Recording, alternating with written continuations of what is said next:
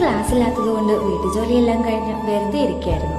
കുറെ സമയം കണ്ണാടിക്ക് മുന്നിൽ കോപ്രായം കാണിച്ചു മടുത്തപ്പോൾ പുറത്ത് ടെറസിലേക്ക് ഇറങ്ങി. ടെറസിലെ വെള്ളത്തിൽ കളിക്കുന്നതിനിടെയാണ് കാശി നമ്മുടെ ഇന്നത്തെ താരത്തെ കണ്ടത്. അതെ, പപ്പായ, ഞങ്ങളുടെ നാട്ടിൽ കറുമൂസ എന്ന് പറയും.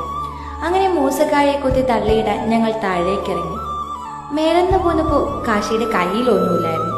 പക്ഷെ താഴെ എത്തിയപ്പോഴേക്കും അവന്റെ കയ്യിലൊരു ബൈനോക്കുലർ ഉണ്ട്. അത് എന്തിനാന്ന് ചോദിച്ചപ്പോൾ കിട്ടിയ മറുപടി പപ്പായയിൽ വല്ല അണുക്കളും ഉണ്ടെങ്കിൽ കാണണ്ടേ എന്നതായിരുന്നു കേട്ടോ. കാശിക്ക് ഏറ്റവും ഇഷ്ടമുള്ള ഫ്രൂട്ട് ഏതാ എന്ന് ചോദിച്ച ഉത്തരത്തിൽ പെടുന്ന ഒരു ഫ്രൂട്ടാണ് കേട്ടോ പപ്പായ.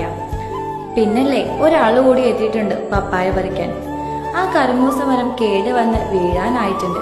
അതിലെ അവസാനത്തെ കറുമൂസയും ചെത്തി പീസാക്കി ഞാൻ മക്കൾക്ക് കൊടുത്തു. പിന്നല്ലേ ഈ വീഡിയോയിൽ കാണുന്ന ഭംഗിയേ ഉള്ളൂ കേട്ടോ, മധുരം നന്നേ കുറവായിരുന്നു. പക്ഷെ പപ്പായോടുള്ള പ്രേമം കാരണം അവരതകത്താക്കി, അത്രേ ഉള്ളൂ.